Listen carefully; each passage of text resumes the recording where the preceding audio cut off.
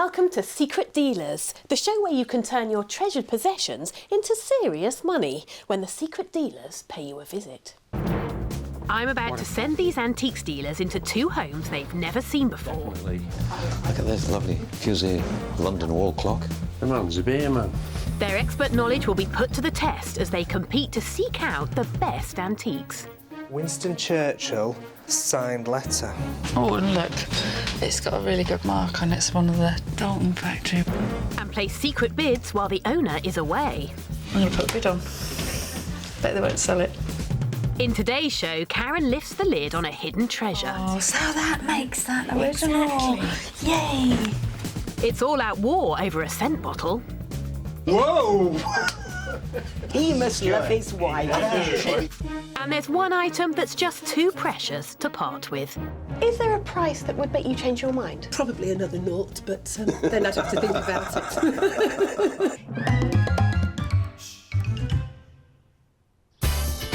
For our first house, we're off to Cambridgeshire and a 17th century property that's brimming with charm and laden with fine antiques.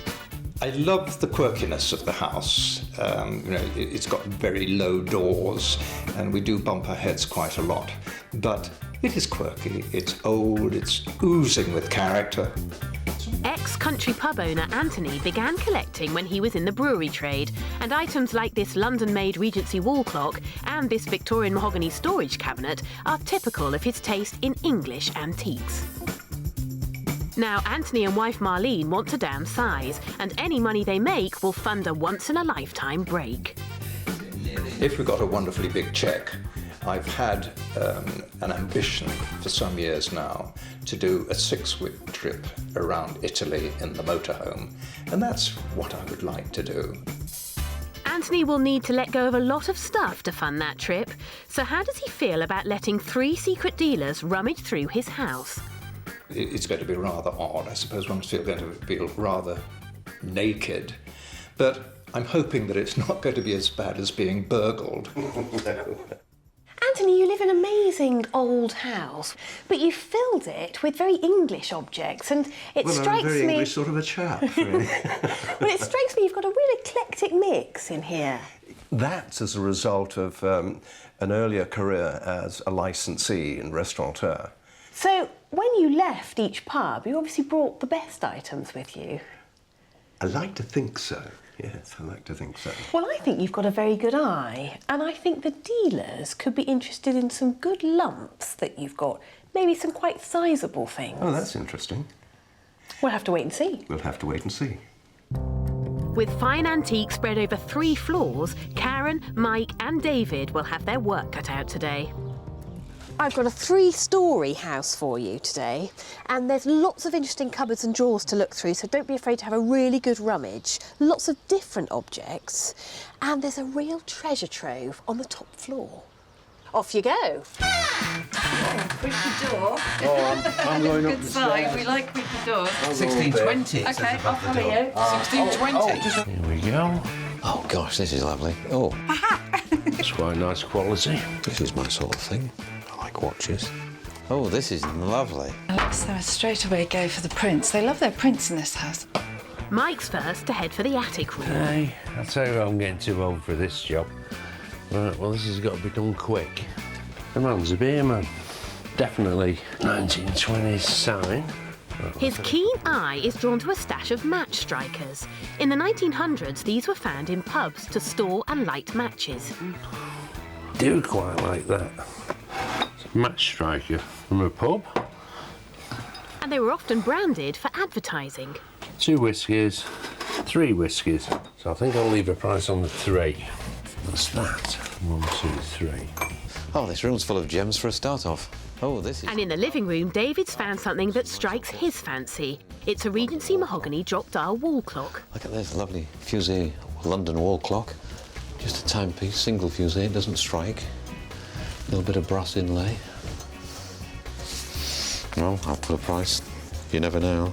He who dares wins, David. And Karen knows quality when she sees it. She's got herself a Victorian storage cabinet, a highly collectible piece. Oh, it's just such a commercial lump. I mean, look at those drawers and these military campaign handles, all original, really nice finish. Dovetailed into the wood there. Mahogany, solid mahogany. Guess would be about 1850. I'm going to put a bid on. Bet they won't sell it. In Cambridgeshire, our 3 antique experts have been let loose in Anthony's 3-storey period home. Oh, this is lovely. It's quite nice quality. And they're placing bids on the best of his antique collection. Now, this is good, this is quality. Karen has already found a fabulous Victorian mahogany cabinet. This is exciting. And in the attic, she quickly homes in on something old, but it looks more petrified than antique. Goodness knows what that is. Just check nothing's hiding. Now, these are quite interesting. Karen spotted the collection of match strikers that Mike found earlier. That is really fun. Oh, and look, it's got a really good mark on it. It's one of the Dalton factory, which is a mark that everyone at home will know and appreciate. So that's the price for the 3. Competition is hotting up on the match strikers. Oh, this is pleasant. And now Mike's after the Regency wall clock that David's already bid on. Early 19th century drop-down clock, convex, original glass. It should be a fusee movement, which is a wire running round the back. And there it is, it's wire driven. Hiya, Kate. Hi. Thought to be a good fat bid by the sound of things, Mike. You know, we always rave on about antiques going down in price. And the one thing which has gone up constantly are school clocks and drop-downs. Maybe it's because they don't take up much room. Correct. But they're also so practical, aren't they? Well, I've actually been looking for one for myself. This is a treasure trove in here. In the attic, David's found the collection of early 20th century pub match strikers. Oh, interesting. You strike your match on the side, you put your little matches in there. Just not the greatest condition, but interesting, isn't it? Well, I suppose I ought to leave a bit on those, really. Now all 3 dealers are in the running for those. Downstairs, Karen is the first to spot some more highly collectible furniture. This time it's a Victorian musician's trunk, and it's a very commercial piece. I love that on there. Every possibility it's been added later, but it may not have been.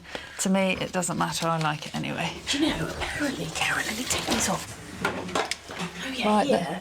Oh, musical instruments. Oh, That's so that makes that original. Exactly. Yay. Stuck to the lid are the original instrument lists, which could increase the value of this piece.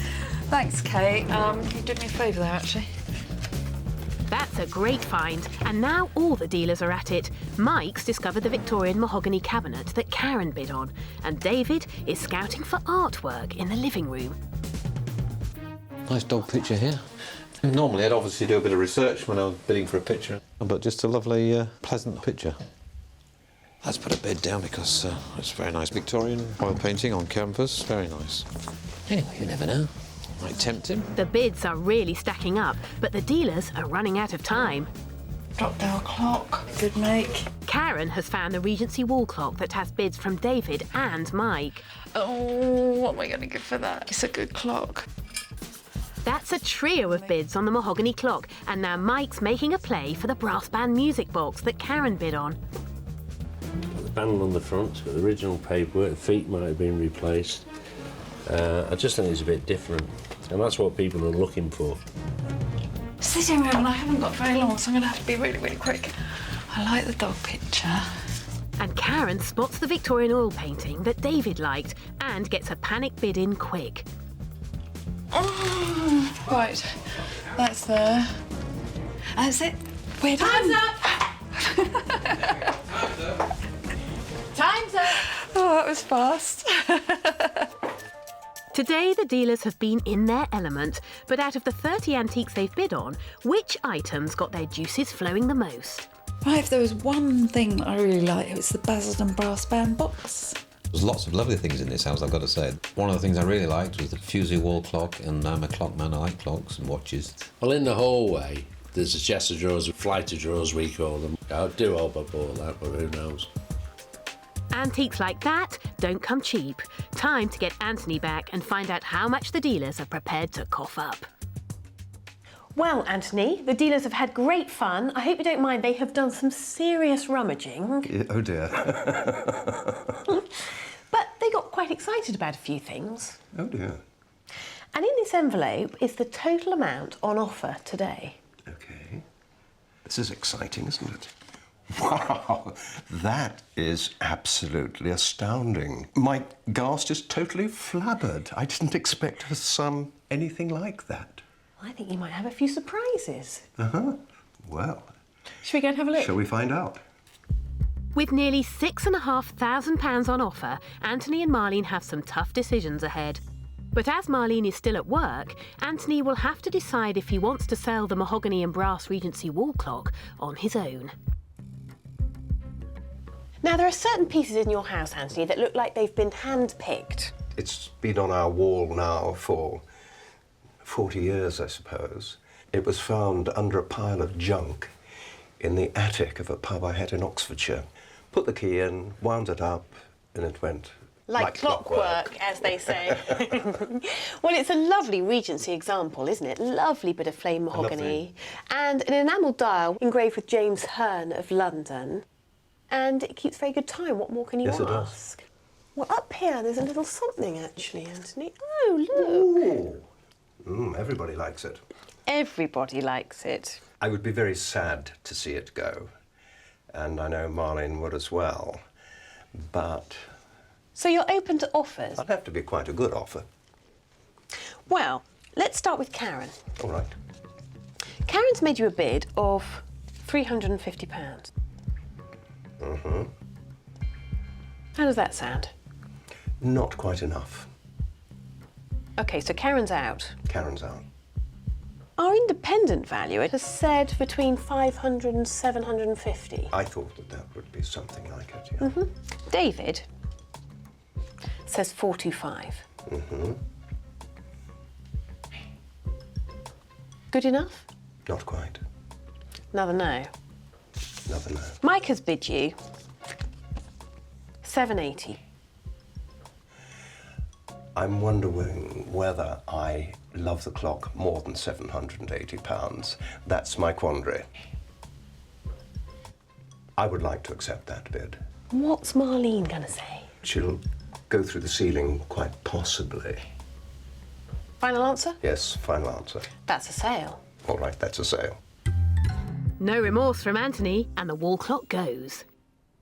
I only said to my wife a couple of days ago, I want a decent drop dial, and what have I bought?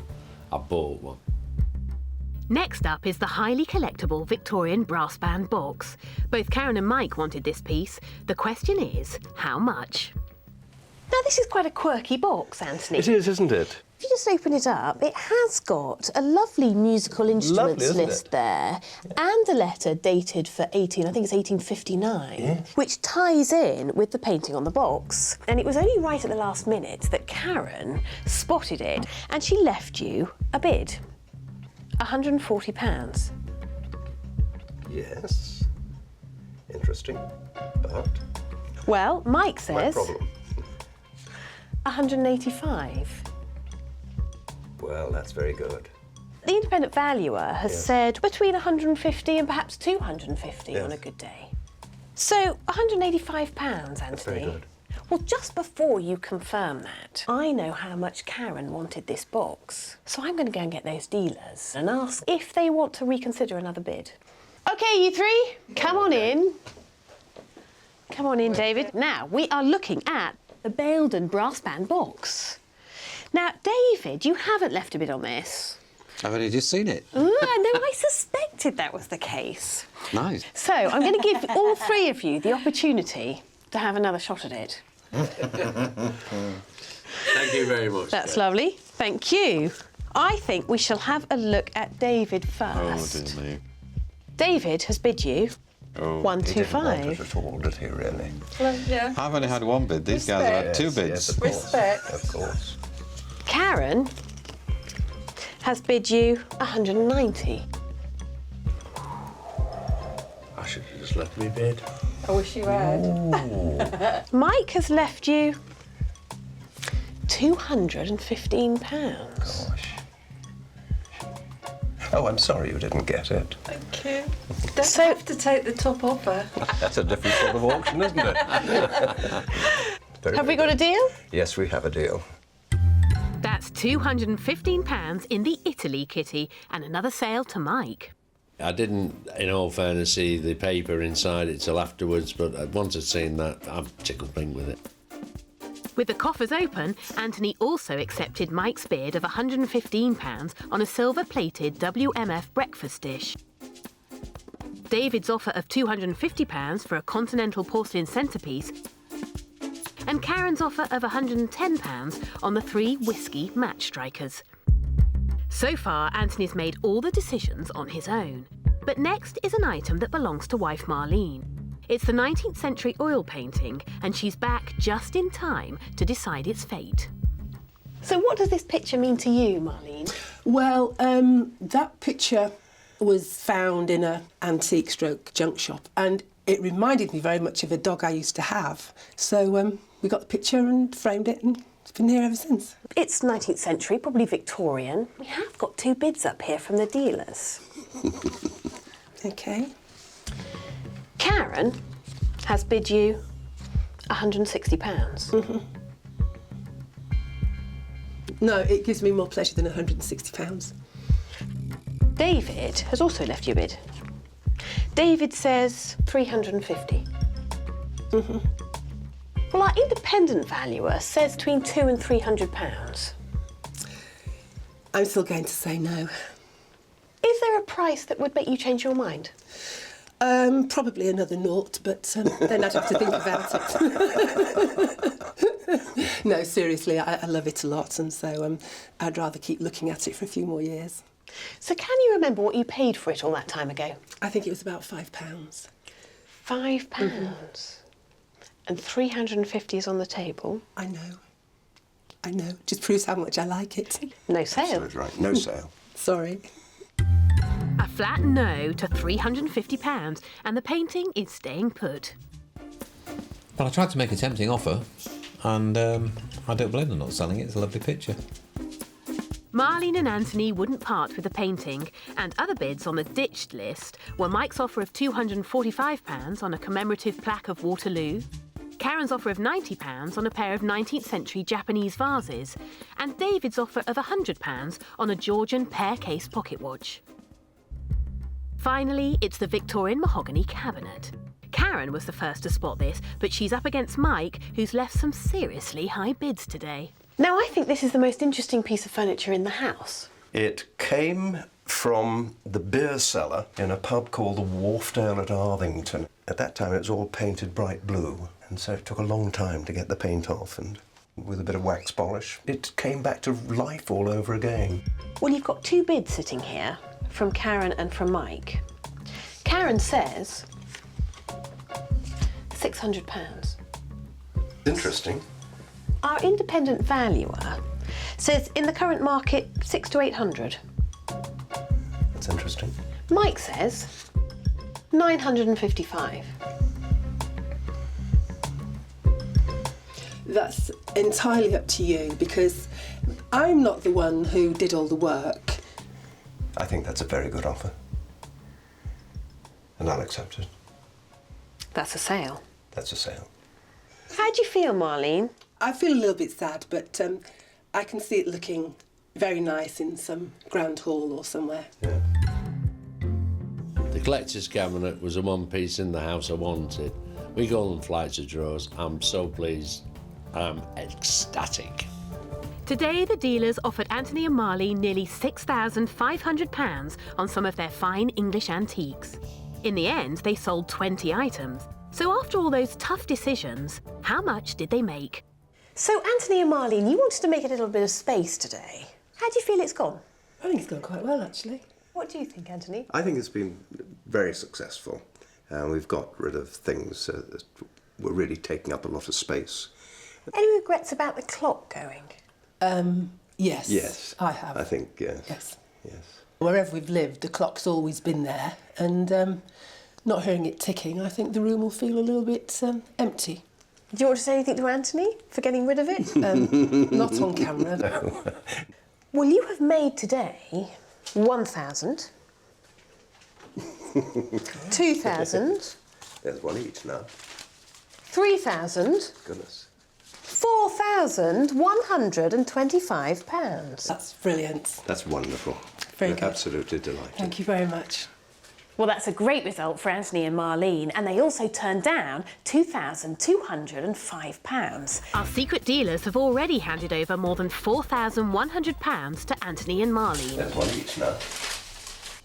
Next, we're off to West Yorkshire and a semi-detached home that's overrun with inherited antiques. The collection belongs to Elizabeth and Robert. So how did their house end up like this? We acquired them through older generations, through deaths of family, just grown and grown, and we have got them in hoping to get rid of other things, and we haven't, so we really need to declutter or move house, don't we? Absolutely, and I think it's unlikely we'll move house.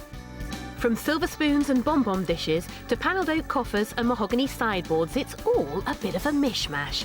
And Elizabeth and Robert are happy to sell anything. I've got this glass spun perfume bottle. It belonged to my grandmother, who I was very fond of. And much as I do love it, I actually do not have any need for it in the house, and I would be happy to sell it. Any money they make from selling their items will go towards a much-needed holiday. We're not getting any younger, and we feel that now may be the time to explore more of the world. And perhaps a static caravan in Whitby. That would be lovely. I don't think so. That would be absolutely lovely. Now, Elizabeth and Robert, you've got quite a mixture of objects in your home. Is there anything specifically here you want to get rid of particularly? Well, I think personally everything's for sale. We've had dark wood furniture sort of thrust upon us. Pleasant though it is and reassuring and homely, we're not that bothered, if you like. We've got a fair amount of silverware that we do not use. It's stuck in the cupboard, and somebody somewhere might actually appreciate that. You're quite open to moving things on. Oh, yes. Yes, no, we are. If you want to take him as well. The house? I'm not sure our secret dealers will be bidding for Robert, but with everything up for grabs, this house is a dealer's dream for Stuart, David and Tim.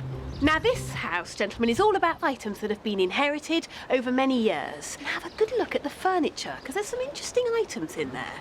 Free delivery? Free delivery, all right, Tim. Right, so this is the place, fellas. This is it. We've arrived. I'm upstairs. I'm in here. Let's take a quick sweep round. Tim's first on the furniture. He's found a 19th century oak side table, but it's seen better days. Shells inlaid on here. It's not in the best of condition, that table, really.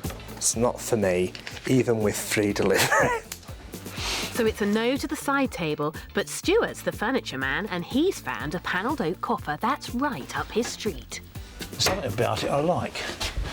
You've got some very old-looking sidebars there from something. Yeah, those two panels are old again, where this is not. So I suspect they've rebuilt it by just having a couple of pieces of the original one. It might not be very old, but it's certainly worth a punt. In the living room, David's been distracted by a 20th century marble game. What fun. I might make an offer for that. I'd like to go into this room.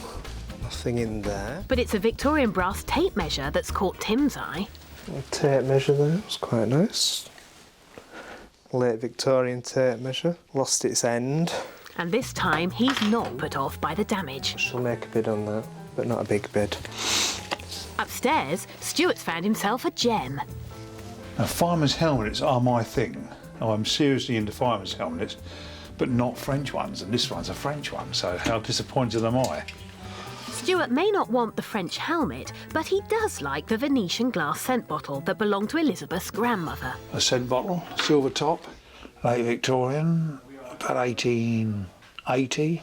Not badly dented, which is rather nice to see. There's no holes in that. A super glass with strands of gold, and it's all in the glass one that's being blown before it's fired. Particularly interesting, that, because I'm going to leave a bid on that.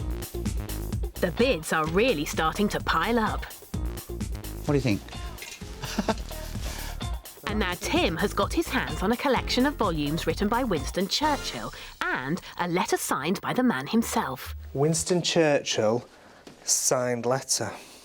So by your kind contributions to my birthday present and for your good wishes, Downing Street. Got to make a bid on that, because anything Winston Churchill is big, big, big. He's got plenty of buyers for those. The Americans love him. How are you doing, Tim?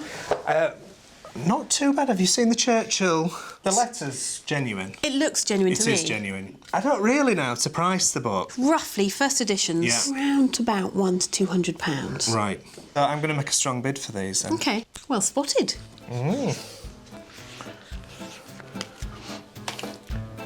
It's the family silver that's got David going. It's a gravy spoon. It's got family initials on here. It's a London hallmark. It's about 1810, something like that. Put that on there. It's goldsmiths and silversmiths, good makers. Little coaster. Quite sweet, aren't they? But it's Tim that struck gold with an Edwardian opal pendant and a Victorian opal brooch. There's a lot of fire in those opals, a really nice sort of vibrant colour. Because a lot of people think that they're bad luck, but, you know, I don't think they're bad luck because they sell really well. Bid on it all? Absolutely. You fibber. No, not everything. I'm off. Now Tim's got his hands on the Victorian glass scent bottle that Stuart bid on. This is Venetian glass. No cracks or anything. It's very nice. Stuart's got competition on the scent bottle, but now he's busy checking out the silver. Good thing about spoons and that, when you pick them up, you can bend if it's silver. And a plated spoon or non-silver, you couldn't. I'm picking it up like that and I'm thinking, and I'm actually testing its strength now, you see. I can feel it's not silver. Time is running out and David is feeling the pressure. Yeah, the thing about being a dealer, one hates to feel you've missed something. Well, that's quite nice. But now he's spied Elizabeth's grandmother's scent bottle. And a very nice Venetian-looking bottle. I'll make an offer for that. See, it's competitive. Both the other boys have made a bid for that too. Now Stuart is upping the ante on the brass tape measure that attracted Tim. Tennis measure is for measuring tennis courts, late 19th century by the style of it. Name engraved on there. Cranked handle here with an ivory knob on it, and it feels as though the ivory knob's going to come off any minute. It's not in peak condition, but it's certainly worth a go. But I like that. I'll leave a bid on that one. In the dying minutes, David sees a glint of gold from the Edwardian opal jewellery. It's quite sweet, isn't it? Which I will make an offer for. And makes a final bid to rival Tim. Time's up! Right, that's it. Finished, yeah. Was that good for you, Tim? It was all right, yeah. And you, David? The secret dealers placed bids on 20 of Elizabeth and Robert's inherited antiques. But out of everything on offer, what would they like to own the most? The Venetian and silver scent bottle is really, really nice. I've bid quite strong, but who knows with the competition. I love the glass scent bottle with the silver top. I mean, I made an offer for it, but I think I've been probably a bit tardy. I'd love a chance to go back and improve my offer, because I think it's a lovely thing. What I would really like to take home is a scent bottle, a silver top, Venetian glass scent bottle, a present for my wife. I'd love to have that one. So the scent bottle is the thing all three dealers really want. But have any of them placed a winning bid? We'll find out later. First, it's time for Elizabeth and Robert to see the total amount the dealers are prepared to offer. Well, you said to me you wanted to get rid of a few family heirlooms, really. Quite a lot of the stuff you've inherited. That's right. Yeah. Hasn't quite gone to plan. Oh. Not according to the furniture, anyway. Oh. Oh, well. But don't look too disappointed, because I think you might have a few nice surprises. Right. Well, in this envelope is the total amount on offer today. What have we got? 2,000. That's it, £2,129. Really? Good Lord. Amazing. Well, yes, that is surprising. that Yeah, would that's be cool. very nice. Lovely. Well, bearing in mind, to get £2,129 means you have to accept all those dealers' offers. That's true. And do we want to do that? Exactly. In West Yorkshire, our secret dealers have offered over £2,000 to Elizabeth and Robert for some of their family heirlooms. Now it's time to decide which treasures they're happy to sell. First up, it's the Winston Churchill volumes and signed letter. Tim was keen on these, and because of their commercial value, I'm sure he's left a hefty bid. Now, these volumes, The Second World War by Churchill, are quite interesting in themselves, aren't they? Because they're first editions, But we have this really curious letter signed by the man himself, Winston Churchill. How did you come by the two lots? They were from Elizabeth's parents. And then when we got them home, we discovered the letter inside as well. How interesting. And we didn't know that at all until we got them home. Our dealer Tim has got a few letters by Churchill. He thinks it's absolutely right. Oh, Gosh, good. that's amazing. Mm. So he's left you a bid. Tim says £400. Crikey, yeah. £400, yeah. Our independent valuer, he's estimated the two together at between £200 and £300. Good. So Tim's bid, in the light of that, is a pretty strong one. Yeah, fair dues. £400, yeah. I think, yeah, that sounds reasonable to me. I have tried to read them, but it's heavy going. We'll take that. Fantastic. Well, that's a sale.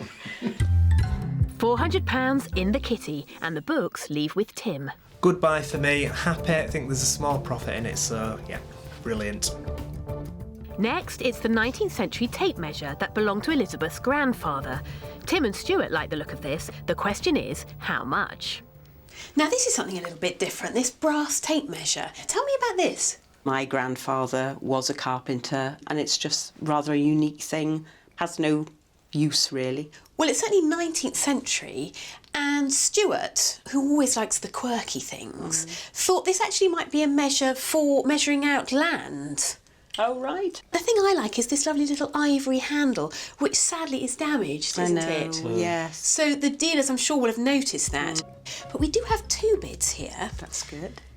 Tim says £20. I think it's a bit more special than that, actually. Well, let's have a look what Stuart thinks. £60. I think it's your decision because it's your... Well, the difference, Your fame. anyway, between the two prices shows that it is worth more. I would sell for £60, definitely. Thank you. Fantastic. Well, you may be interested to know that our independent valuer has valued it at between £30 and £40. So I think that's a pretty strong bid. Well, thank you, Stuart. No remorse at that money, and the tape measure goes. £60 is a seriously strong bid for that tape measure. I can't believe I put 60 bid on it, but there you go, I bought it. Elizabeth and Robert also accepted Stuart's offer of £80 for the 19th century fender. David's offer of £52 on the early 20th century silver sweetmeat dishes, and Tim's offer of £50 on a 1950s French fireman's helmet. Next up, it's the Edwardian opal pendant and the Victorian opal brooch. David and Tim bid on these and were really impressed with the quality of the stones. I'm guessing you've inherited these pieces. Yes, and I didn't know what they were, to be quite honest. Did you know that they were opals? No. No? No. My mother gave them to me and said they were precious stones, but no, I didn't actually know what they were at all. Opals are graded according to what's known as the play of colour. You've got quite a bit. You can see a lot of red and orange, which is the most desirable colour. The two dealers here aren't fools, and they've left you two bids. Right. Now, David has bid you £138. Gosh. How does that sound to you? It sounds good, considering I never, ever have worn them, and I've had them now for 30 or 40 years. But I know you have another card to open. Tim says £150. Right. And what did your independent person say? Well, our independent valuer actually says £150 to £200. So I'm going to go and call in those dealers and see if they will just consider making you another bid. Gentlemen, come on in. Gentlemen. That's a good start. Elizabeth isn't quite sure whether she wants to sell. Your bids are quite close. See. I will improve my offer a tiny bit, Elizabeth. Thank you. Well, I will as well. There you go, Kate. Okay, lovely. Okay, so we have two new bids. David has bid you, it's a bit sneaky, £151. David, how could you? Well, I thought the one might be... But Tim, liked him. Tim has bid you 210. Oh, Tim. Sorry, David. I will sell for Brilliant that. offer, That's Tim. lovely. Fantastic. Pathetic £1, David. So we have a sale. Absolutely. Tim's tenacity has paid off and the opals go with him. I don't know what David was thinking of bidding £151 for them. So, yeah, pleased to be taking them home. Tim's original bid was 150, so my 151 for £1 would have beaten him and I'd have got them. David's bad luck didn't stop there. Elizabeth and Robert also rejected his offer of £22 on the early 20th century wooden marble game. His offer of £140 on a ruby and diamond ring, and Stuart's offer of £120 on a mid-20th century panelled oak coffer. Finally, it's the Victorian glass scent bottle that came from Elizabeth's grandmother. All three dealers swooned over this piece, and Stuart likes it so much he wants to give it to his wife. Now, I think this scent bottle is the nicest thing you've got in the house. It got passed down to me via my grandmother, and when I visited her, apparently I always came back saying how wonderful it was and how pretty it was. So when my grandmother died, my mum said, you know, you must have it. It is pretty, but to be quite honest, it's just something else to polish and dust, and I'm very bad at looking after these delicate pieces. I think Stuart has got an eye on it for his missus. Oh, if the price is right, then she can have it. It's 19th century, of course. The glass is Latticino glass, so it's got that lovely white thread, and it's alternated with this lovely copper, sparkly element in it. As far as glass scent bottles go, this is a good one. Let's have a look what Stuart thinks first. Stuart says £100. Right. Okay. But I know other people are obviously interested. David says 110. Right. We're going on the up. It's going the right way, isn't it? Tim's bid 140. Right. I would be interested to see whether, in fact, the dealers might be able to do a better price. I think that's quite interesting because our independent valuer has put 140 to 180 pounds. So the dealers are at the bottom end of that. So I think that's a great idea. Let's do it. Come on in, gents. We're talking about Elizabeth and Robert's lovely scent bottle. Stuart, I think I overheard you say this was going to be a present for your wife. I would like to give it to my wife for a Okay. Valentine's Day present, yes. I have to tell you, Stuart, that at the moment, I'm last. you are last. Okay. Elizabeth, do you want to say anything to our dealers? I think that at least one of you can do a bit better. That told us, doesn't it, boys? Yeah. I'm speechless. Eloquently, I thought. Eloquent, yes. Okay, final offers. Right. That's strong, is that, Kate? Oh, okay. I believe you. This is stronger. We have three hopeful dealers, Elizabeth. Tim has bid you £225. And 4 exclamation marks as well. Yes, yeah, I like an exclamation mark. What do you think? That is definitely an improvement. David. David has bid you 175. Oh, you've done it again. So we've got one card left, Elizabeth. Stuart has bid you £300. Whoa! What a winner! He must love his wife. So I'm very pleased with the offer that Stuart has made. I'm delighted it's going to go to his lovely lady wife. Very happy to sell it to Stuart. Fantastic. Well done, Stuart, and lucky wife. Probably paid all the money, but he just had to own it. I think I bid more than what it's truly worth, but I wanted to buy it. I wanted it as a present for my wife. I couldn't fault it, and I'm jolly pleased I bought it. In total, the dealers offered £2,129 on Elizabeth and Robert's inherited treasures. So after selling 15 of a possible 20 items, how much cash did they make? Robert and Elizabeth, you told me you wanted to get rid of some of the things that you had inherited from your families. How do you feel now? I would have preferred to have sold a bit more furniture, but I'm very, very happy with the deals that have been made to us. Well, how does £1,500 say? Really? Any more? Well, you do have another £454 to make today's grand total £1,954. Good grief. That is absolutely fantastic. And if I was allowed to kiss you, I would. Thank you very much indeed. That is brilliant. Let me just hold it. Together, Anthony and Marlene and Elizabeth and Robert made £6,079 from selling their unwanted antiques. But how wisely did our dealers buy today?